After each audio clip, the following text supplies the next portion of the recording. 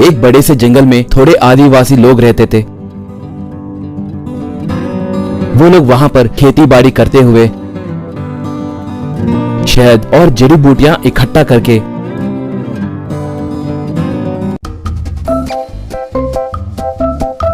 उन्हें गांव में लाकर वहां पर बेचकर पैसे कमाते रहते थे। उन्हें मताधिकार नहीं रहने के कारण बहुत परेशानियों का सामना करना पड़ता था। बुखार आया तो खुद इलाज करते थे।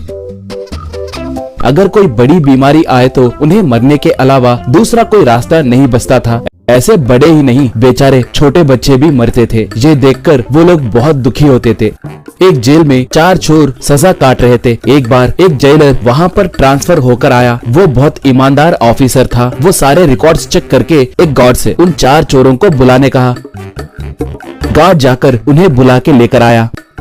जेलर, मैंने अभी अभी तुम्हारे रिकॉर्ड्स को चेक किया है। आप लोग अच्छे पढ़े लिखे होने के बाद भी चोरियां क्यों किए? इतने समझदार लोग ऐसे गलत काम कैसे कर सकते हैं? आप लोग ऐसे ही चोरियां करते रहोगे क्या? नहीं बदलोगे? एक जेलर होने के नाते तुम्हें सुधारने की जिम्मेदारी मेरी है, इसलिए पूछ रहा हूँ, कहा। मुन्ना तब, सर आप बहुत अच्छे इंसान है कहकर बहुत से मुजरिमों को अच्छे से बदलकर सही रास्ते पे लाए हैं कहकर सब कहते रहते हैं। आपसे मिलना हमारी किस्मत है, कहा। करना तब, सर हमें एक दोस्त के लिए पहली चोरी करनी पड़ी थी सर, मगर पकड़े गए। उसके बाद चोर बनना पड़ा। हम कहीं भी काम के लिए जाते हम चोर है कहकर किसी ने हमें काम पे नहीं रखा सर, इसलिए हमारे भूख को मिटाने बार बार चोरी करना पड़ा, कहा। बिट्टू तब, सर हमें चोरी करने का मन नहीं करता सर। इस बार अगर हम रिहा हुए तो कोई अच्छा काम करते हुए जिएंगे सर, मगर कभी चोरी नहीं करेंगे, भगवान की कसम, कहा। जेलर तब, वेरी गुड, आप जल्दी रिहा हुए जैसे मैं देखूंगा। रिहा होने के बाद इन पैसों से कोई अच्छा व्यापार करो, कहकर उन्हें पैसे दिया। वो लोग जेलर को नमस्कार किए। थोड़े दिनों के बाद वो लोग रिहा हुए।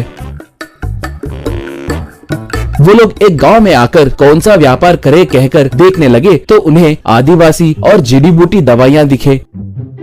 वो लोग वहां पर जाकर उनसे बात किए। वो आदिवासी उन्हें अपने दुख और सुख के बारे में बताए। कन्ना तब, श्रीमान अगर आपको ऐतराजी ना हो तो एक बार हमें आपके कबीले को ले जाएंगे क्या, कहकर पूछा। वो लोग मान गए। ऐसे वो लोग उन्हें लेकर कबीले को जाकर वहां पर उनके नायक से उन्हें परिचय करवाए। कन्ना अपने बारे में उन्हें सब कुछ बताकर, श्रीमान हम इस जंगल में आपकी मदद से एक रेस्टोरेंट खोलेंगे। यहाँ पर पर्यटक ज्यादा आते रहते हैं, उनके वजह से हमारा व्यापार अच्छे से चलेगा। उसके बदले हम आपको पैसे भी देंगे, कहा। नायक तब, पहले कैसी मदद चाहिए वो बोलिए, अगर हमें अच्छा लगा तो मना नहीं करेंगे, कहा। कन्ना तब, श्रीमान यहाँ पर इस नहर के बगल में हमें छोटे छोटे झोपड़ियाँ बना कर दीजिए और उसके साथ साथ हमें थोड़े कुर्सी और मेज भी बना कर दीजिए। उन्हें उस पानी में रखकर यहाँ पर आए लोगों को वहाँ पर खाए जैसे इंतजाम करेंगे, क्योंकि उस पानी में पैरों में मौजूद डेड स्किन को खाने वाले मछलियाँ हैं। उन लोगों के रहने के लिए उन झोपड़ियों का उपयोग करेंगे। उनका पूछा आहार आपको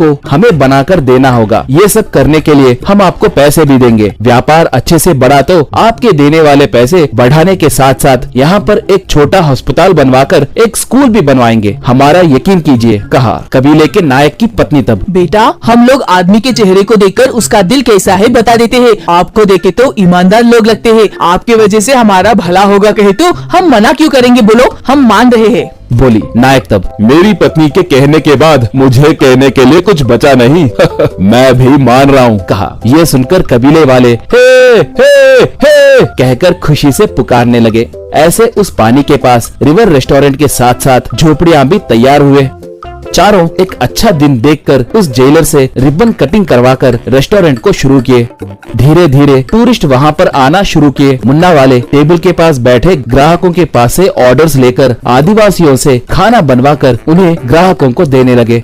मछलियां पैरों में मौजूद डेड स्किन को खाने लगे तो वो टूरिस्ट बहुत थ्रिल फील हो रहे थे। ऐसे वहाँ पर धीरे धीरे व्यापार अच्छे से होने लगा था। मुन्ना आदिवासी का नायक को पैसे दे रहा था। अब धीरे धीरे देने वाले पैसे बढ़ाने लगा। मुन्ना अपने वादे के मुताबिक वहाँ पर एक अस्पताल, एक स्कूल भी बनवाया। उनके किए मदद के लिए आदिवासी लोग चारों की बहुत प्रशंसा किए।